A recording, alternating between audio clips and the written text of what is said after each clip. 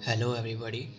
मेरा नाम अनमोल कुमार है और आज मैं आप लोगों को ये बताऊंगा कि पॉलिटेक्निक एग्ज़ाम की प्रिपरेशन घर पे ही कैसे करें विद सेल्फ स्टडी। किसी कोचिंग की कोई ज़रूरत नहीं है इस प्रिपरेशन के लिए। आप घर पे आराम से बैठकर 40 से 50 दिन के अंदर की प्रिपरेशन 40 से 50 दिन की प्रिपरेशन में आप ये एग्ज़ाम बहुत ही अच्छी रैंक के साथ क्रैक कर सकते हैं। तो पिछली वीडियो में तो मैंने आप लोगों को ये सब बताया कि पॉलिटेक्निक एग्ज़ाम है क्या, कौन से स्टूडेंट्स इसके लिए एलिजिबल हैं और सब्जेक्ट कौन कौन से इसमें आते हैं। इस वीडियो में आपको यही बताऊंगा कि पॉलिटेक्निक एग्ज़ाम की प्रिपरेशन कैसे करनी है, कौन से चैप्टर्स इम्पॉर्टेंट्स हैं, किस चैप्टर में से कितने क्वेश्चंस आ रहे हैं। तो इस वीडियो में आपको वही बताऊंगा। तो बात करते हैं मैथ्स की।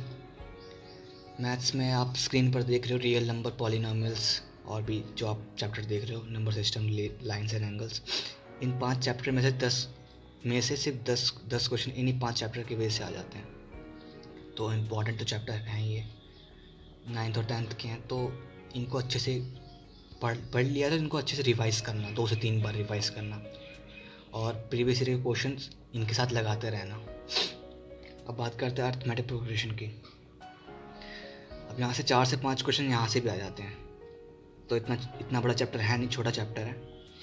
तो 2 से 3 बार इसे भी रिवाइज़ करना, मतलब जो जो मैंने यहाँ पे मार्क किए हुए हैं सबको 3 से 4 बार तो रिवाइज़ करना ही पड़ेगा, तभी जाके आप एक अच्छी रैंक ला सकते हो इस एग्ज़ाम में।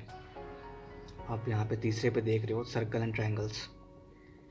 यहाँ पे 4 से 5 क्वेश्चन इन दोनों चैप्टर के थ्रू आ जाते हैं। और सबसे ज़्यादा इंपॉर्टेंट चैप्टर ट्रिग्नोमेट्री है, देख रहे हो आप खुद स्क्रीन पर। 11 से 12 क्वेश्चन सिर्फ इसी चैप्टर में से आते हैं, तो कितना इंपॉर्टेंट है वो तो मैं भी जानता हूँ और आप लोग भी जान जाओ। तो ट्रिग्नोमेट्री भी इतना बड़ा चैप्टर है नहीं, और इतना थोड़ा बच्चों को लगता है कि मतलब दिमाग घूम जाता है ट्रिग्नोमेट्री पढ़ते पढ़ते, और कई बच्चों को तो समझ में भी नहीं आता कि ट्रिग्नोमेट्री, तो छोड़ देते हैं उसी के चक्कर में डर के मारे। तो ट्रिग्नोमेट्री को छोड़ो मत यार, जो भी पॉलिटेक्निक एग्ज़ाम देने वाले हैं ना वो तो इसे ज़रूर करना, तो यहाँ से क्वेश्चन आप देख रहे हो कितनी ज़्यादा क्वांटिटी है। अब बात करते हैं प्रोबेबिलिटी की। यहाँ से सिर्फ 5 से 6 क्वेश्चन यहाँ से भी आते हैं। 9th और 10th में लास्ट चैप्टर है, तो इतना ईजी, बहुत ही ईजी चैप्टर है यार ये तो। मतलब मुझे तो लगता है कि ये मतलब एक फ्री के मार्क्स देने वाले चैप्टर है ये। तो इसे बस पढ़ लो, एक बार या 2 बार रिवाइज भी कर लेना, कि कई बार कंसेप्ट भूल जाते हैं। अब बात करते हैं लास्ट चैप्टर की, सरफेस एरिया एंड वॉल्यूम। यहाँ से भी 8 से 9 क्वेश्चन आ जाते हैं, और 9th और 10th में दोनों क्लास में इसका एक एक चैप्टर है, और वो भी इतना बड़ा चैप्टर नहीं है, 4 से 5 एक्सरसाइज हैं बस। तो इसे तो बिल्कुल करना, और रिवाइज भी ज़रूर करना इन चैप्टर्स की जो मैंने आपको मार्क किए। अब आप लोग अपने स्क्रीन पर फिजिक्स देख रहे होगे, तो फिजिक्स में से ये जो 3 चैप्टर आप देख रहे हो, फर्स्ट में मोशन, ग्रेविटेशन एंड फोर्स, यहाँ से सिर्फ 5 से 6 क्वेश्चन सिर्फ इसी के आते हैं। तो 40 में से 5 से 6 क्वेश्चन इन 3 चैप्टर में से पूछ लिए जाते हैं। और ये चैप्टर इतने टफ बिल्कुल भी नहीं है, बहुत ही आसान चैप्टर है। आप लोगों ने पढ़ा है तब तो आपको आसान लग रहा होगा, जिन लोगों ने नहीं पढ़ा है उन लोगों को शायद मुश्किल लगता होगा अभी भी, पर मैं बता रहा हूँ बहुत ही आसान चैप्टर है, ज़रूर करना इन चैप्टर्स को। सेकंड बात करते हैं आर एनवायरनमेंट एंड दूसरा मैनेजमेंट ऑफ नेचुरल रिसोर्सेज। यहाँ से 5 से 6 क्वेश्चन इन दोनों चैप्टर के थ्रू आ जाते हैं। तो बहुत ही ये भी मेरे को फ्री के मार्क्स देने वाला चैप्टर लगता है, बहुत ही आसान है, बस थोड़ी बहुत चीज़ें याद करनी पड़ती है। थर्ड चैप्टर जो कि बहुत इंपॉर्टेंट है वो है light, reflection and refraction and human आई। ये दोनों चैप्टर बहुत ज़्यादा इंपॉर्टेंट है, क्योंकि इन दोनों चैप्टर की वजह से बहुत ही ज़्यादा क्वांटिटी के क्वेश्चन यहाँ से पूछे जाते हैं फिजिक्स में। देख रहे हैं आप खुद स्क्रीन पर, 12 से 13 क्वेश्चन इन दोनों चैप्टर की वजह से आ जाते हैं।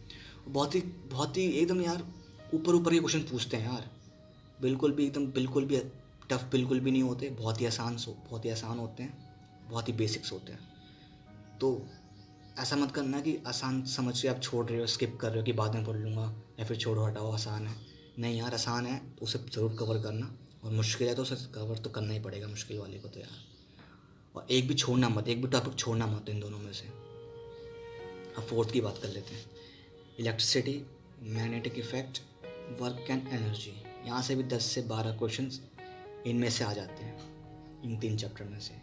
ये 9th और शायद 10th के चैप्टर हैं ये भी। तो अब बात कर लेते हैं केमिस्ट्री की। केमिस्ट्री के क्वेश्चंस एग्ज़ाम में 30 क्वेश्चंस आते हैं पॉलिटेक्निक एग्ज़ाम में, और उन 30 क्वेश्चंस इन्हीं 6 चैप्टर से पूछे जाते हैं। Chemical reaction, metals and non metals, atoms and molecules, और बाकी जो आप देख रहे हो। तो इन्हें बिल्कुल भी स्किप मत करना, कोई भी टॉपिक स्किप मत करना। इन चैप्टर्स में से सारे टॉपिक्स बहुत ही इंपॉर्टेंट हैं, क्योंकि कई बार बहुत ही इजी क्वेश्चन पूछ लेते हैं, और कई बार क्या करते हैं बच्चे इजी की वजह से छोड़ देते हैं, इस टॉपिक को स्किप कर देते हैं।